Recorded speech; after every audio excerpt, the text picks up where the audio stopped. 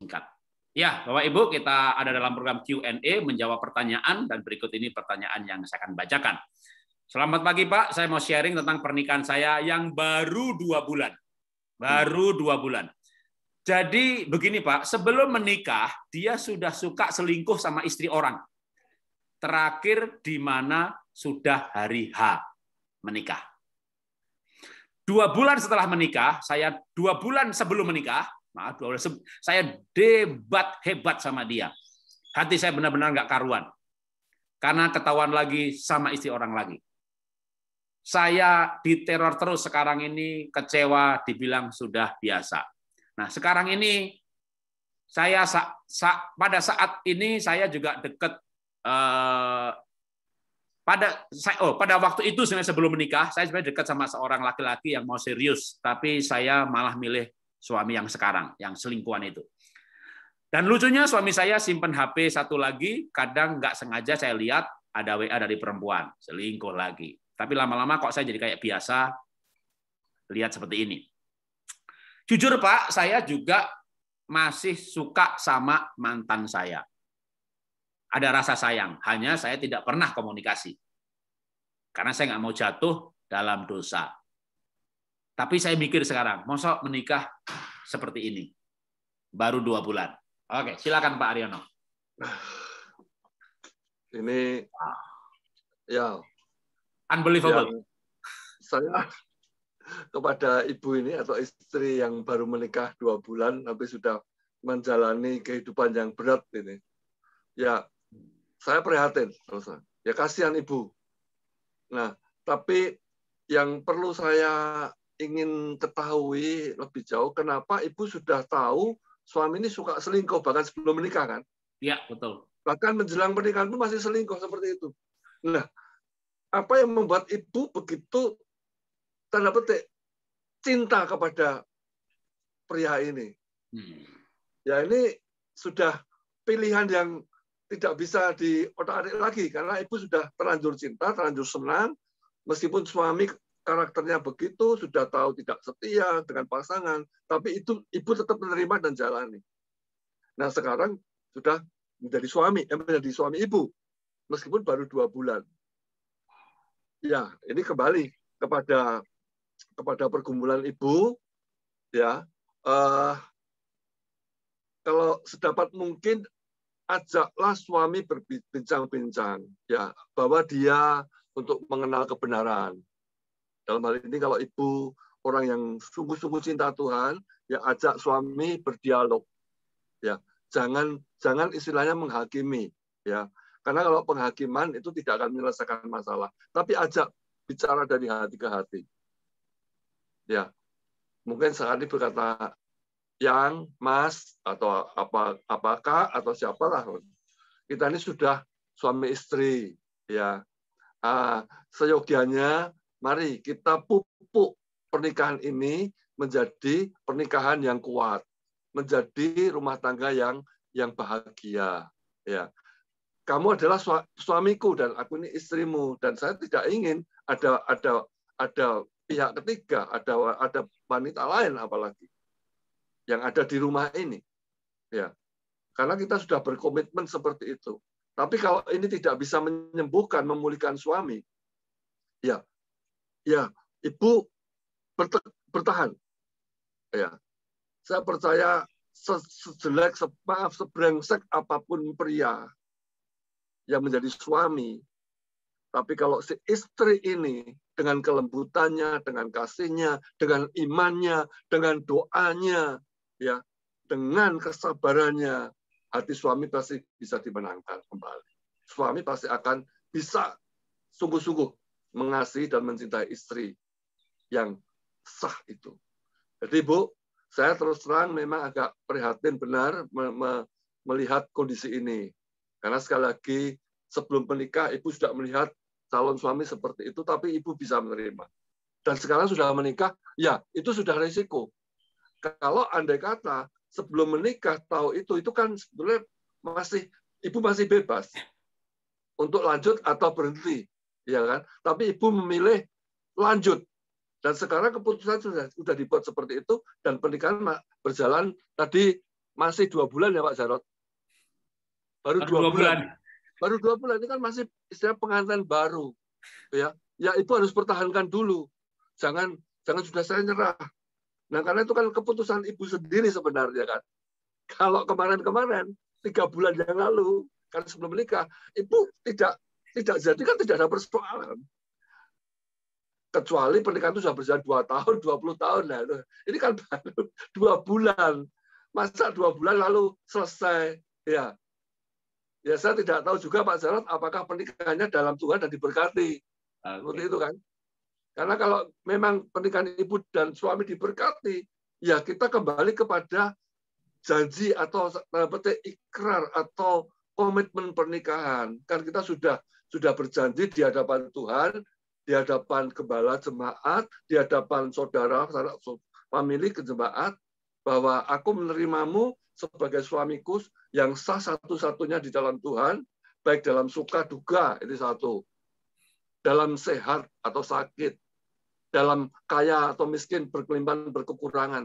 Ya, aku menerima apa adanya. Sampai kapan batasannya? Sampai maut memisahkan. Nah, sedihnya saya, Pak Jarot, terus terang, sekarang kenapa banyak keluarga atau rumah tangga Kristen selesai, ambil di tengah jalan.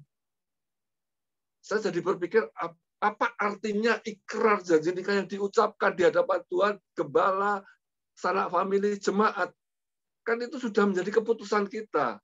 Jadi kalau sekarang kita mengalami akibat, ya mari kita kembali kepada janji awal nikah kita. Apalagi ibu masih 2 bulan tuh. Masih 2 bulan. Ya, masa kita lupa janji yang kita ucapkan 2 bulan yang lalu di hadapan Tuhan? Ya kan? Nah, maka pertahanan kembali. Jadi ajak dialog, ajak komunikasi.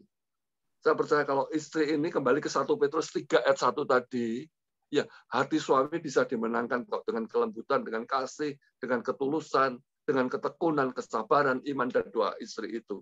Tidak ada hal yang terlalu sulit sekali lagi bagi Tuhan dan bagi orang percaya. Nah, mungkin secara praktisnya nanti Pak Jarot akan bisa memberikan solusi lebih jauh. Tuhan Yesus memberkati, Bu tetap semangat, tetap kuat di dalam Tuhan dan kasih suami. Tuhan memberkati. Ya, terima kasih Pak Haryono. Saya juga nggak tahu latar belakangnya, tapi saya duga-duga saja. Ya, saya duga-duga. Jadi orang menikah itu kan keputusan. Dan mengapa mengambil keputusan begitu? Ya pasti punya latar belakang. Misalnya, kenapa kamu menikah sama laki-laki yang sudah selingkuh? Ya, saya juga sudah nggak perawan gitu ya. Kan saya juga nggak sempurna, bisa juga ya. Atau ya sama kayak kita juga dulu orang brengsek sih Pak gitu ya. Jadi ya oke, itu bisa terjadi.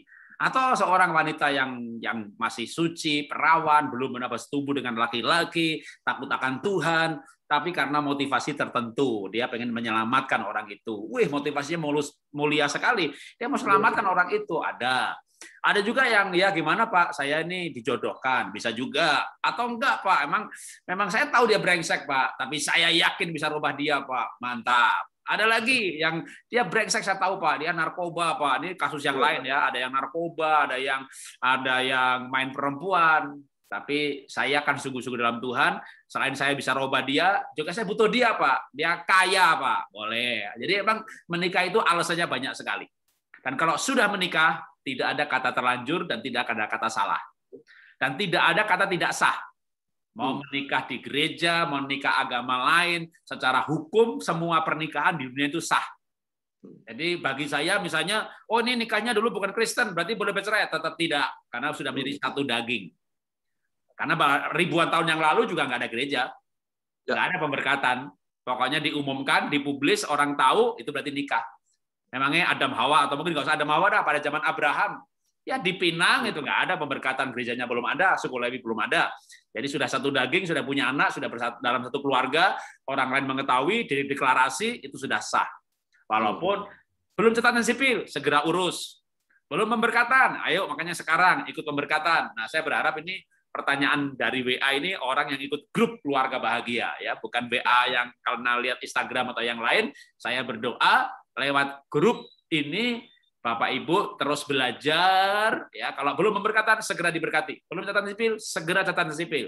Jangan nanti anaknya lahir Pergi sekolah, sekolah sekarang minta mana akta lahir, wah nggak ada, jadi omongan teman-temannya sesama orang tua murid, anak haram, dulu ini dia hamil di luar nikah nih, belum pemberkatan dan sebagainya, ya sebelum anak lahir segera urus catatan sipil pemberkatan. Nah sekarang yang saya soroti pertama adalah saya sebenarnya ada rasa dengan si mantan pacar saya dulu, cuma nggak ada komunikasi. Bagus. Jangan melanjutkan komunikasi. Jangan iseng-iseng cari.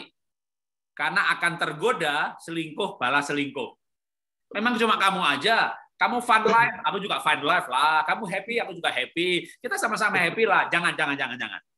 Tetap setia, tetap tidak selingkuh. Kalau dulu pernah nih, maafkan saya menuduh karena saya nggak tahu latar belakangnya. Bahkan kalau dulu sebelum menikah ada seks bebas sekalipun, begitu menikah, ini saatnya bertobat. Ini saatnya hidup sungguh-sungguh dalam Tuhan, tidak seks bebas lagi. Kalau dulu seks sebelum menikah, sekarang seks setelah menikah hanya dengan suami yang sah. Kalau suami masih melakukan itu dengan orang lain, kitanya jangan. Karena ketika dosa dibalas dengan dosa, yang ada malapetaka.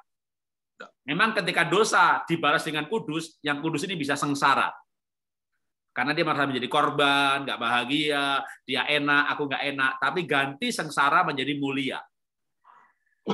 Mengganti sengsara menjadi mulia. Maksud saya, Anda menikmati kekudusan, menikmati hubungan dengan Tuhan.